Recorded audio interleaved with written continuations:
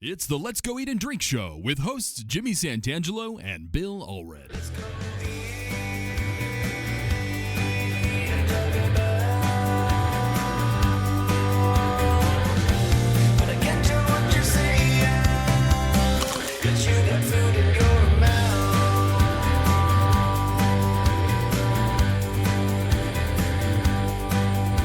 I'm your announcer, Zach Caton, and we are coming to you live on tape from Urban Hill in the Post District at 510 South, 300 West. Urban Hill is a fine dining restaurant and part of the Leave Room for Dessert group, which includes Hearth and Hill and Hill's Kitchen in Park City. Our guest today is a co-owner of the group, Brooks Kirchheimer. The sincerity with which all that was said is undeniable, and thank you. I think that's great. Thank you. Don't ask the man. Don't ask the team that works around me. No, I'm just kidding. I hope I am. Yeah. And now here are your hosts, Jimmy and Bill. Oh. Yeah, had him. Wow. I think he said some food if we had some, but I figured, Thank you. we don't have the full kitchen, but something to snack on. These are, Skillet Rolls are number one selling item. A little herb butter to go on the side. So feel free to snack. Thank you. Yeah. I got Bill's big head on the other camera. I can't. I'm surprised my big head isn't on both cameras. It's that big. It is. You can't insult me. You know that, Jim. And Brooks? What are these? These are our Skillet Rolls, so our number one selling item in the restaurant. They're a side dish. We make them in-house, come with an herb butter. Typically, they'd be served in a skillet. But yeah, they are an awesome item to enjoy. So we're at Urban Hill. Urban Hill in Salt Lake City, brand new. What's the physical address? 510 South 300 West. So we're this is building 2 of the Post District project here. The Post District will eventually have 580 apartments here. Traeger Grill's new headquarters will be just right next door to us here. Looking to hopefully finally open this fall. I think they're getting. It's been a long delayed project for them, but they're getting very close. And then some other great retail neighbors. We have Levels Crossing Brewing, which are awesome people that are open. They opened in June, and then also Urban Sailor Coffee have been open, and there's a couple more on the way. That voice you're hearing is Brooks Kirchheimer. He's the owner-operator. Would that be correct? Yeah, co-founder, co-owner with my dad. Lucky to have a father-son business relationship, and so far we're still both alive. So I we survived. I saw that nice picture of you, and I guess that's your wife as well on your website. Correct. Yeah. We have made the safe marital decision to not work together. So that's a good idea. I've tried to get her to join the team a couple times, and I think she's the smart one in the relationship to avoid that. Let's talk about. We're just rolling here. We're at Urban Hill, as we said, and part of the Hearth and Hill Restaurant Group. Correct. Talk about that. Yeah, the official name is Leave Room for Dessert Eateries. That's our restaurant group name, and my dad is the one that came up with that. He's the creative one in that respects, and we wanted something different and unique. My last name is not really advantageous to have for a restaurant group name, Kirchheimer. And so come on down to Kirchheimer's. Two H's. Yes. I like that. There's 2 H's. Yeah, there. the German part of it. Yeah. But I grew up in LA in a city called La Cañada, and born and raised. And growing up, actually, I was just back home this past weekend, and my parents at all times have 6 to 8 pints of ice cream in our freezer, without a doubt. And so I know I can always, at night when no one's around, get the spoon out and start digging in. It's always a nice treat. I know I'm at home. And so, yeah, we just, whenever we go out to eat, the server comes over, and yes, we will always have dessert. I think, unfortunately, when I was here and had dinner with my wife, I don't think I left for dessert, and I feel guilty now. I should have done that. Well, we just came out with a new dessert menu, so hopefully I'll inspire you to join us here very soon. I will. I will be back. I will Good. be back. Good. So let's talk about how you got started, Brooks, in this restaurant business. Your bio says you wanted to be a restaurateur since you were a little kid. Really? Yeah. I mean, the story goes, when I was about 7, one of the first Christmas presents I can remember asking for, or Hanukkah, my dad's Jewish, my mom's Catholic, was a cash register. And so I could play pretend restaurant with my 2 sisters, one older, Amy, one younger, Meredith. Mm-hmm. And so they got sucked into pretending to be the guests, as my parents did, and the dog and the cat. And it kind of took off from there. I just love the interaction with people and providing an experience. And I got my first job right before September 11th in La Cañada, where I grew up, at a mom and pop cafe, Penelope's Cafe, that's still in existence. Actually, I just stopped by this past weekend. And I was there on and off for about 5 years. Doing what? Serving everything. and everything in the I restaurant? was their first employee hired. And from bussing. They didn't have a full kitchen, so did some of the sandwiches and salads, cooking those, taking orders, just really anything that needed to be done. It was a small team. All really hands on deck. Yes, 4 or 5 employees plus the owner, and so that was really a great one. And it's cool when you're 15. You're working with 20, 25, 28-year-olds, so I matured very, very quickly. Conversations, learned some new words. Yes, yeah. With some new habits. Yes, drank a couple new things, Yeah. maybe puffed something. Yes, I knew that it was there. I wasn't going to say it. I'm yes, glad you did. Yeah. You'll do it. California. Well, so did you know what you wanted? Did you know what you wanted out of the restaurant business, or you think, well, maybe I'll be a chef, or maybe I'll be a this, or did you always want to be an operator of a? Yeah, always front of house is what spoke to me. I think a lot of it for me was the interaction with the people and really just listening to them and wanting to make an experience. Growing up, I either wanted to be a sports broadcaster. I'm a huge LA Clippers fan, so I wanted to be the play-by-play guy for them. You've got a good voice for Thank that. you. Yeah. Thank you. And so I was the sports editor. I went to the University of Denver for hotel, restaurant, tourism management. And I chose that school in part because they had both a broadcasting minor, journalism, as well as a business school that had the hotel, restaurant, tourism management school within it. So I was able to do both. And Perfect kind of fit. Come to the end and worked all the way through college at the University of Denver in Colorado. And at the end, it was right before the recession in 2008. And so I was lucky that the Montage Hotel Group came out and interviewed a few of us, both from there, then also at Cornell in New York. And then it just so happened myself and someone I went to high school with as well, and then another gentleman I became really good friends with, we went and opened the Montage in Beverly Hills in 2008. And that's sort of ultimately how you got to Utah. Right? Correct. Yeah, I grew up coming out here skiing. Every year we would come out. And So you were familiar with Utah, Park City, the landscape, in terms of even the restaurants. I'm sure you dipped your toe into while you were out here. Especially up in Park City. Not as much in Salt Lake. I didn't really become as much familiar with Salt Lake until I moved out here to work at open the Montage up in Deer Valley. So I was in Beverly Hills, opened that for 2 years. That was quite a learning experience. I bet. Especially to answer your question about the operation. I've always been intrigued by cooking, but I've always said I'll leave that to the super talented people. Like here at Urban Hill, our chef Nick Zacco and his team Blake and Levi doing a phenomenal job, and all of our cooks.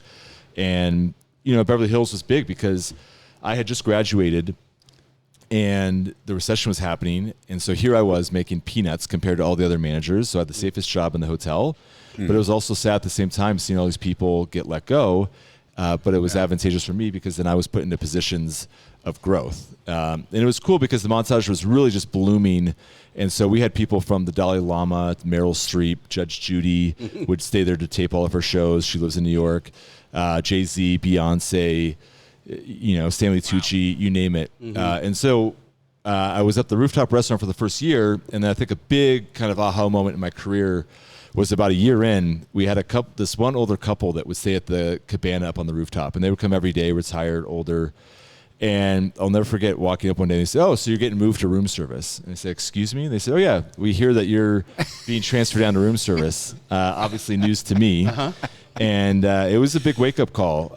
The room service department there in LA was majority Hispanic, and growing up in LA, obviously very familiar and comfortable. And you speak Spanish? I do, not fluently, but enough to get around. And so to come in and manage that team, it was new for me, and it's 24/7. And so it was something that I think was a big helped me mature in my career and understand the challenges that come with it. There was that movie that was filmed, I think probably 7 or 8 years ago, about the poker games that would be played inside the hotels in LA. I mean, we had that. And as being the manager of room service, I was in those rooms. I think it's like Kate's Game or Mary, whatever it was. And so, I went into Michael Jordan's, room, saw his red toiletry kit with the Air Jordan logo on it. Went into Jay-Z's room and saw the, Yankees hat with the leather black jacket. That are etched in memory, and the Dalai Lama being able to go into his room and serve him at 4 a.m, having to stay in the hotel because of his weird eating times. And so really, I think just adapted me to a whole new world. And it's you get to be a sort of a legitimate peeping Tom. Look in on people's lives in a certain way that most people don't have the advantage of doing. Well, room service, from my experience in hotel and hospitality, casino environment, specifically back east, those room service guys, more like mini butlers. Yeah. Because you have to know they're asking you for items. You have to be familiar with your beverages, the list, what you can source, cigars. So it's absolute sommelier as well as hospitality and things of that nature. It's pretty wild. I mean, hotels, one day maybe I'll write a book, but it's pretty interesting, the things that you hear and see. I mean, one of the stories I love telling is pretty early on there, the ladies of the night happened to make an appearance at the bar. You mean prostitutes? Whatever you'd like to call them. And a gentleman came with his Ferrari, and the valet, of course, left it on the front. And there was a switch of the PM valet team to the overnight valet team. Well, the communication was not as strong, and the ladies of the night came out, saw the Ferrari sitting there, and said, "Oh, this is our car." The valet didn't think twice, and didn't even know how to start the car. Had to help them start the car, get it going. And you can imagine what that conversation was like with the gentleman when he came to get his car. And I always joke, because in the hotels there's what's called an MOD log, a manager log, that gets sent out for any of these incidents. And it said, while the gentleman was waiting, we offered him a bottle of water. And I thought, well, you need a lot more than a bottle of water. This gin and tonic would, hopefully start on the way. And eventually the next morning, the pimp called and said, "The car is running. It's on this street. Come and get it," and hung up the phone. It was running. Yeah. They didn't know how to turn it off. Hopefully on a good string. So stories like that are just, priceless. Yes. Oh my gosh. Now, okay, let's get into how we make the leap from working for someone, and being an employee. Which, I'm the sort of person, I never ever wanted to have my own business. I don't want the headache. I don't want the travails, the problems. I don't want to have to do the taxes or nothing. I want to work for somebody, get a salary, and that's it. You, somewhere along the line, said, I'm going to do my own thing. I'm going to start the Hearth and Hill group. You have the Hearth and Hill restaurant in Park City. Hill's Kitchen, I think. And then this place, Urban Hill. And perhaps more hills to come. And I come into here and I look at this place. First time I came in, and it hit me again. My God, there's a lot of money here. There's a gorgeous space. It's beautiful. It's impeccably designed. There's so much invested in this. There's so much inventory. There's so much to think of. Why in God's name would anyone want to do this? Why? It's a question I ask myself some days, for sure. It's just so overwhelming to me. Yeah, it is. There are days where it's overwhelming, but at the end of the day, it's so gratifying. And I think, one of the greatest parts is all the team members that you get to work with on a daily basis, and watching their growth and how they tackle some of the challenges that we face every day, and rooting for them, being their cheerleader, and watching people progress, not just with us, but then also those that in our industry we know are studying for something else. And, a lot of those I've worked with are now doctors or lawyers or real estate agents or, whatever they may be. And so it's really proud in those moments, because I think that's the coolest thing about the restaurant industry is you literally work with people of all walks of life. People that literally have been different stages of their foster life. home. They're not here for forever. This is a transition place for them. They're going to move on to other things. And so I'm lucky that I have a dad that was crazy enough to want to get into this with me, and my last job working for someone else was with Peter Merriman in Hawaii. I'll give a special shout out right now. They're obviously going through a lot of challenges. I worked on Maui. Worked at the Merrimans on Maui for 2 years. My wife and I lived there from 2015 to 2017. Must be hard for you. Yeah, it's been a crazy couple of weeks. I think it's hit me harder than I thought it would. Our old townhome that my wife and I used to own burned down, and a lot of our friends that we worked with, their houses have burned down, and their relatives, some are not still missing or have passed away. And so, it's really interesting. I was texting with one of the managers at the restaurant I used to work with last night, and he's just like, we don't know. I think that's the biggest challenge right now is there's still so much uncertainty. There's so many more questions than answers. I'm go back to I was taken by something you said about getting to know the people, different people who pass through here, the different kinds of people. When I ate here with my wife a month ago or so, the service was just impeccable. I mean, it was, but not fussy. You know, it was just spot on. People right there when you needed them. You're not going, hey, where's my server or anything like that. It was just great. All of it was great. The food was great. The service was great. And I was very impressed. And then I come here today and I see just the two guys, and I don't know who they are, bring out these buns here that you... The Skillet Rolls, yeah. Skillet Rolls. They came out and they were both just like really happy to do that. And there's a smile and not a fake thing, just like, here you go. I hope you really like these. You can just tell by the look on their face. That must be gratifying to see that. Yeah. You know, when we first started our company with Hearth and Hill, will be 5 years old this December. Funny enough, Urban Hill opened December 15th of 2022 and Hearth and Hill opened December 16th of 2018. So we like those dates, but, you know, we said at the first meeting with our staff was, when you walk into work every day, we want you to be happy. You know, I was lucky enough. I was the general manager of Zoom, Robert Redford's old restaurant on Main Street back in the day. And I was lucky enough to get an offer from another restaurant to go be their GM. And I was trying to decide, do I stay with Zoom? Do I go somewhere else? And my dad said, where do you want to wake up in the morning and be happy to drive to? Mm-hmm. And it was Zoom. So I stuck with Zoom, and that was great that's advice. Always, just a simple question that really still leaves it in your lap to answer, but it's a good direction to have. 100%, and that's what we tell our team is that, you know, we're all human, so you're not going to be happy 100% of the time. Things happen, you know, whatever in your personal life or professional life, but our goal is to provide an environment and a culture where you can be happy a strong majority of the time, and we can provide you with all the tools to be successful. You know, we're one of the few independent restaurant groups we believe in Utah that provides full service benefits since day one. So full health insurance benefits to anybody that works over 30 hours.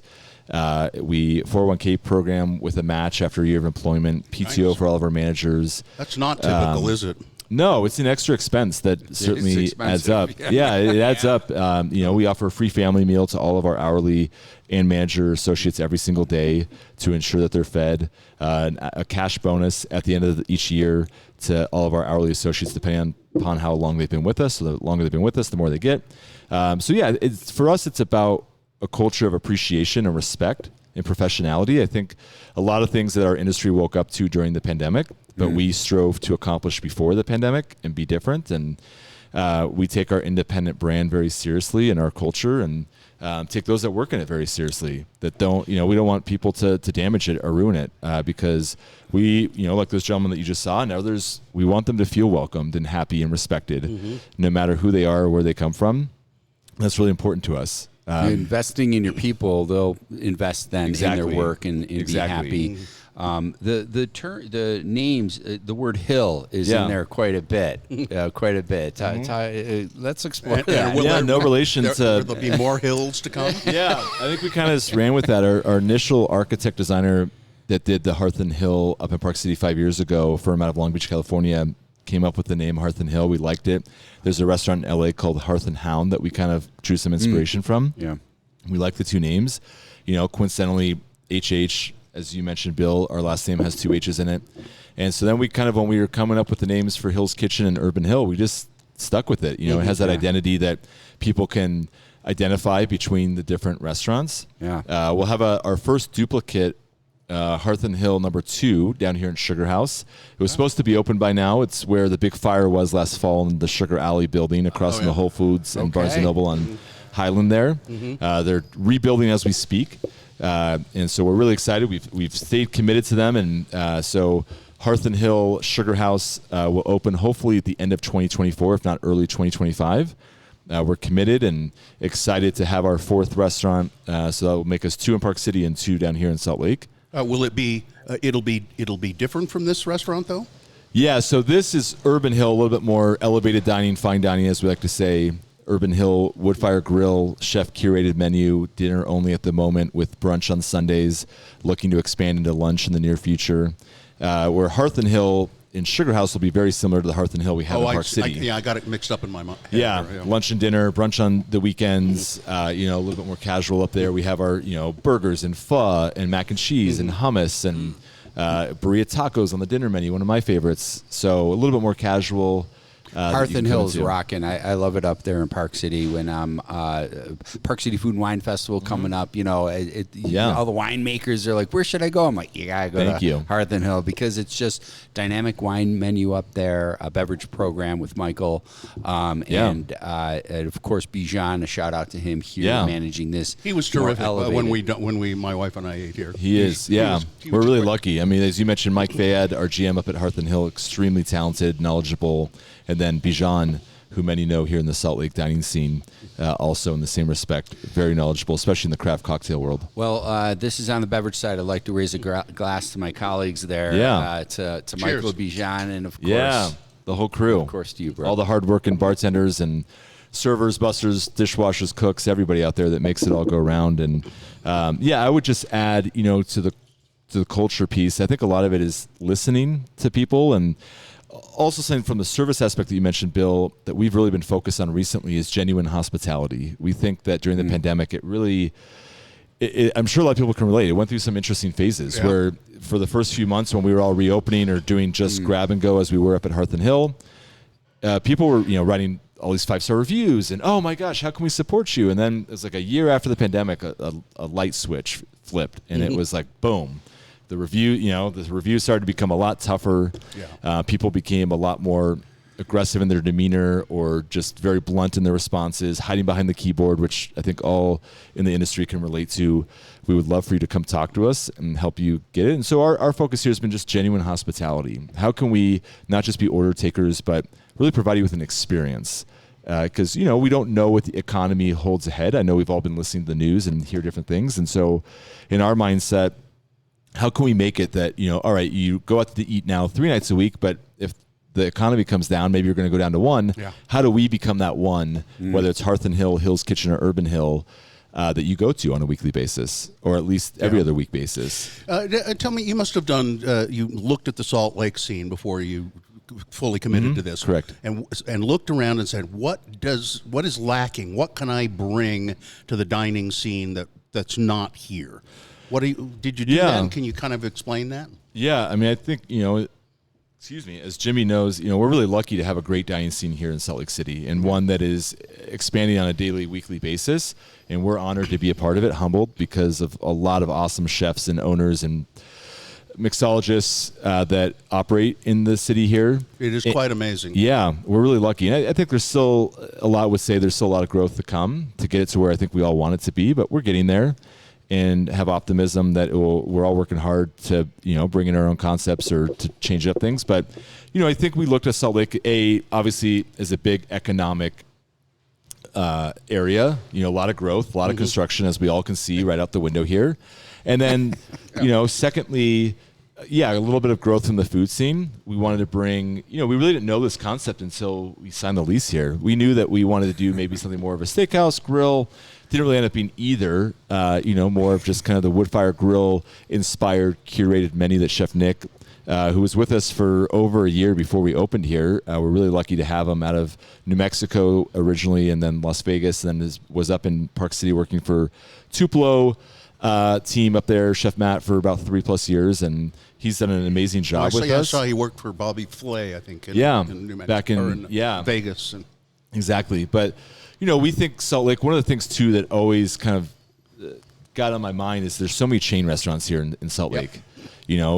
Great ones that we all like to go to. It's Chris, Fleming's, Capitol Grill, Chick-fil-A, all varieties, Fogo de Chao, I think, and Buca de Beppo, and so on and so forth. And we take a lot of pride being an independent restaurant, and I think a lot of the independent restaurants here in Salt Lake should as well. There's so many awesome restaurants here.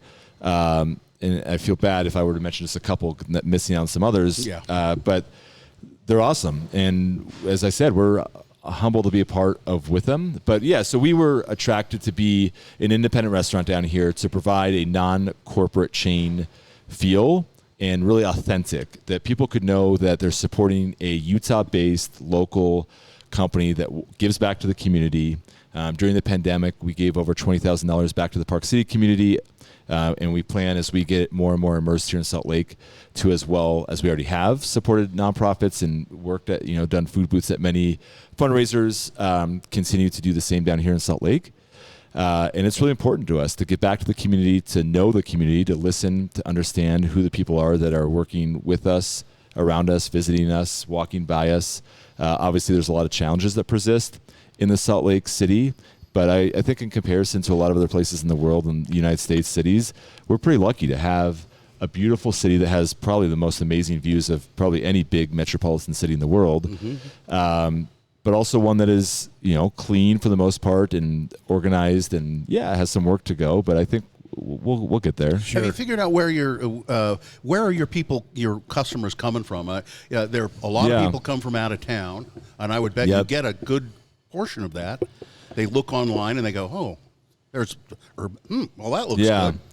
Yeah, we're grateful to have a lot of repeat guests already. Obviously, that's the goal of every business, right? I think they say, thank you, 80% of your business comes from 20% of your guests. So we've been really lucky to have a lot of strong guests already that have made repeat appearances. We definitely are a great place for birthdays, anniversaries, other special occasions, graduations, work celebrations, etc. Also, though, we roll out a new bar menu, so that random Monday night, Tuesday night, Wednesday night, get the brunch on Sundays, very approachable as well. We've reworked a few areas of our price points to be a little bit on the more approachable side for the casual diner that on a Tuesday night just needs a bite to eat, or someone that just landed, and just before they go to the hotel or after they go to the hotel. We're lucky to be right near Grand America, Delta Center. And this space here, the Post District, is really good. I mean, it's getting done. Yeah, we're on the earlier side. As my dad always likes to say, it's easy to be number 2, 3, or 4. It's hard to be the first one in the space. And so we were the first retailer in here. I think Levels Crossing and Urban Sailor opened almost exactly 7 months after we opened, and we're really happy to have them. But you face challenges that others don't face as the first one. You have to do a video to get into the parking. Yes, exactly. There's a video on the parking. I loved it. The whole great. 9. So we faced a lot of those, burdens and construction fences in places that they shouldn't, and workers in places that they shouldn't. But we're getting through it. You learn, become a little bit better for it. But no, it's been a lot of fun being down here in Salt Lake City and growing with the area. I mean, I think just right in this whole area, it's going to grow by leaps and bounds. Absolutely. In the coming years, and be a whole different area than what people have expected. And so we're excited by that. Brooks Kirchheimer, Urban Hill. Just one more little bit, and then Jimmy's going to do some news. But I want to know how just talk about your menu a little bit. I think the menu's changed since I was here. I was looking at it online today, and I think it changed a little bit since I was here before, because I was looking for I had never had bison before. And I took a recommendation from the server and said, why don't you try the bison? And I thought, okay. And oh my God, it was good. It was, and then I looked and I didn't see it on the menu when I looked. So I was disappointed. Yeah, I think with this concept, we will change the menu a little bit more than our other restaurants up in Park City. Here we're really lucky to have awesome. Actually, I think I see a possible farmer coming in right now to drop off some produce or honey or eggs or something here. We use a lot of great farmers in the area. Local stuff. Yeah, Bangor Farms being one that we've been working with for a few years now. And a lot of other. We take pride in that, supporting the local purveyors. I think just one quick side note that I didn't even think about until I was listening to my former boss, Peter Merriman, on a Instagram live he did with Helen Hunt last week, talking about the Maui fires. Is he said, all those restaurants on Main Street in Lahaina that burned down, they all bought from local purveyors. And now those local purveyors in Hawaii, they're going to be impacted from that. So, once things, next week I plan to follow up with some of the purveyors in Hawaii to see if we can possibly have them ship some of the stuff out here that they have overgrown, or, seafood or other things that we can take off their hands and run here. But the menu here, Chef Nick has done a great job of providing great fresh produce. We fly in. In the wintertime, our scallops will be back from Maine. They're overnighted. We get great mussels and oysters. The mussels and oysters were great. Yes. And then our meat, our filet comes from Creekstone Farms, which is out of Nebraska. and we plan to go visit them this fall. They do an amazing operation out there. We're lucky. And then Wasatch Meats, a local purveyor here as well. We get a lot of our meats from. Great salads. French onion soup will be back this winter. One of my favorites on the menu is the crab ravioli crab coming from Maine. Oh. Been one of our best sellers. Yeah. Our sea bass as well. The Woodfire Grill, obviously, very much involved. And then on the beverage side, I know near and dear to Jimmy's heart, Bijan and the team have done a phenomenal job. The cocktails, as craft as they'll come here in Salt Lake City. The wine list, we're sitting right in front of the wine cellar here. A lot of great labels that Bijan, with a little bit of assistance from our director of operations, Ryan Michelson, have done an awesome job of providing unique labels as well as some familiar names. How many bottles of wine are we looking at right there? I think the capacity in there is just over 2,000. I would guess that we're, somewhere in the 60 to 70% capacity range at the moment. What about 180 labels on the wine list? Exactly. And then some craft beers as well. We have 6 on draft here. And then, we've got some Aviation here and always trying to get the local distillery as well on our menu. So we're really lucky to have a great team. Will the bison be back? Yes, we will make sure. The bisons will be roaming here. Somebody give me a call. Long way around to ask is bison going to be back? Yes, absolutely. Somebody can call me. Yeah. Yes. I was just blown away by it. Thank you. Thank you. It was Do great. you think our diner, and I don't want to extend this, but do you think our diner in Salt Lake, the landscape of the diner in Utah, local, adventurous, more safe? What's like that's a product mix run, right? Like what's the top selling entree? It's interesting. I'll never forget, may she rest in peace, Mary Malouf and I had a conversation one time up at Hearth and Hill in Park City. To Mary, by the way. Yeah, to Mary. Yeah, a couple of massive impact to our town here in Salt Lake. And dining Glenn, scene. we would have a martini with her former husband. Glenn. But I remember, talking to her one time a little while after we opened almost 5 years ago at Hearth and Hill about the palate of Utah. And, she said there's a lot of work to still be done. We had this Korean fried chicken up there at the time that we've brought back and, it has some spice to it. And she's like, this isn't spice, and she's like, people complained about the spice. And she's like, yeah, it's Utah. And I think it's, to your question, Jimmy, it's getting better. It's growing. People are evolving. I think that in the last couple of years, obviously a lot of people, because they're cooped up, have been traveling more. So I think that has really helped people's palates expand and understand different cuisines. And our demographic has grown. Yes. People are moving in here from your former state. Yeah, of LA, California. Yeah. And we're, getting great restaurants here as well that people can, push the boundaries a little bit. And I always encourage people, I have a 4-year-old son, so always trying to get him, he gets I think a gold star if he tries something new. And I think that maybe we should give gold stars to some of the people of Utah that if they try a punch card. Yes. It's a punch card. Ooh, you tried something. Yes. Well, I don't know if I should try the bison. Yeah. Ooh, ceviche. You're crazy. But yeah, I think, we're getting there. We still have some progress to be made. And I think that's where some people look at the Salt Lake or Utah dining scene that they're like, it's not where it should be or where it needs to be. I think we'll get there. It's just going to take a little bit longer, maybe. Well, with places like Urban Hill, there are opportunities to try new stuff and then just great standard stuff as well. Thank you. Yeah. It's terrific. So, Jimmy, shall we give Brooks a little rest? Do you want to do? Yeah, we can go into this. I do have a splash of news. We need like a theme song for the splash of news, like a little typewriter or something going about. But splash of news. 2 items here. World's best sommelier swaps wine for whiskey. You believe that, Bill? Wine for whiskey. I thought you were the world's best sommelier. Well, I'll tell you, this guy, Raymond Thompson's, who won the ASA, it's an Association of Sommelier International, Best Sommelier of the World contest earlier this year, has been announced as the new global brand ambassador of the Craft Irish Whiskey Company. And of his new role, Thompson said, joining the team at the Craft Irish Whiskey Company is an exciting milestone in my professional career. For me, being a sommelier means perpetual learning and exploring the diverse world of wine, spirits, and other beverages. I watch this competition. I watch it every year. This was done in June. And the ASI competition is in front of thousands. It's in an auditorium, a theater, where it's staggered seating, about 1,800 people in the audience, and the whole stage, 3 4-tops, and you have a bartender, and talk about the Somm blind tasting, mock tasting, and so forth live, all with headsets, and they're timed. You have 4 minutes.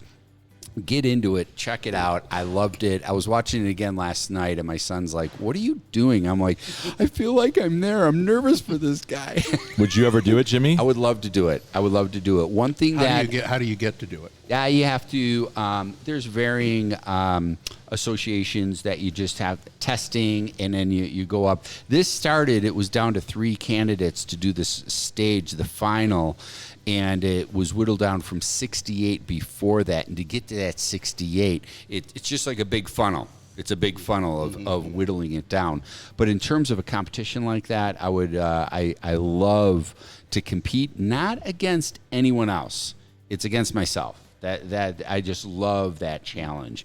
But anyways, the sommelier swaps wine for whiskey. I'm going to have to check that whiskey out next time I'm in the UK and then swing over to Ireland.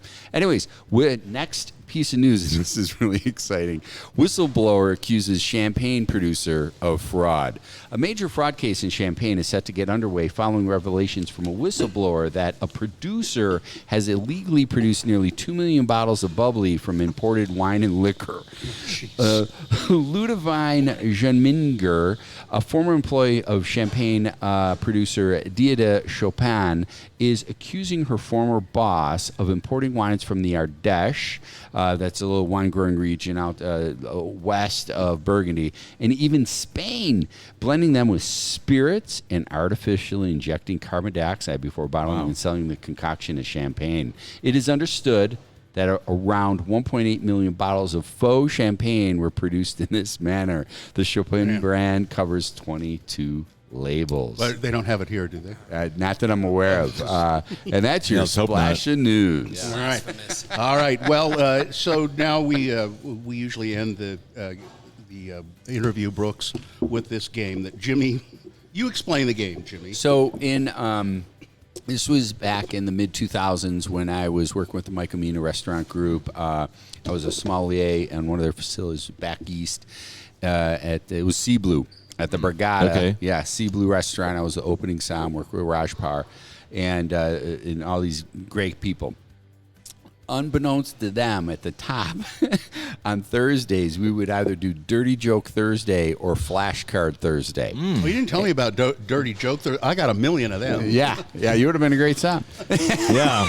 I mean, do you think the Dirty Joke Thursday still would last in today's world? I don't think so. Yeah. So that's why these are old. In fact, Bijan was subject to Dirty Joke Thursday over at the Copper Onion Restaurant Group when I was running their program over there.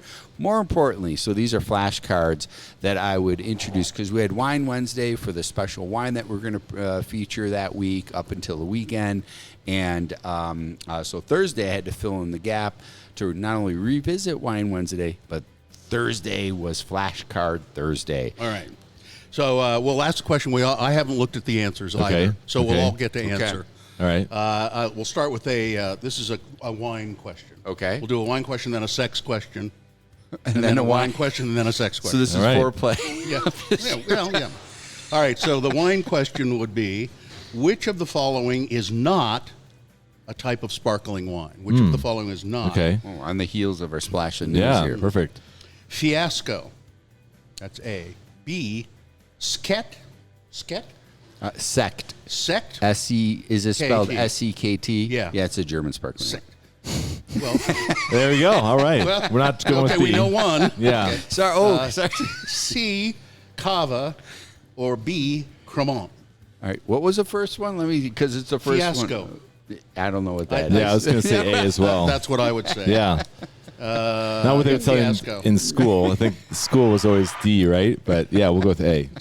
Fiasco is that's right. It's a squat straw-covered wine. That doesn't sound good. Oh, straw-covered wine bottle, often found in Italian restaurants. Like Chianti, that used to have that in case. That was for shipping purposes originally, and then... Yeah, that used to be like my parents would bring home a bottle of wine, and it would be in this wicker kind of thing. We have the sound effects there? Is that what we had? Yeah. There? That was good.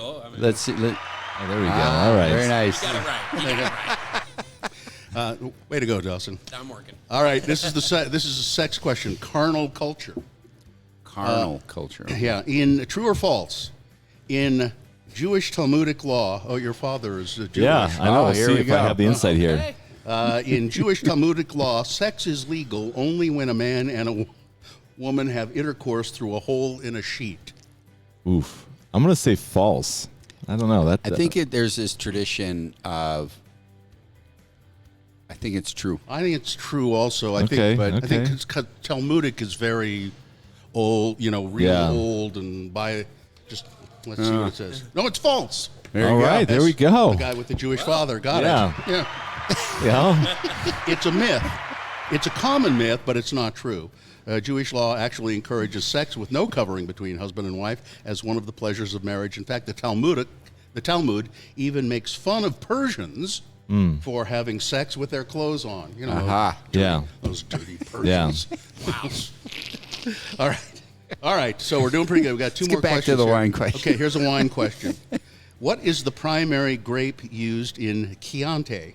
Is it A, Nebbiolo, B, Pinot Grigio, C, Sangiovese, or D, Barbera? I don't know, Jimmy. I think this one might be the school answer of D is always the.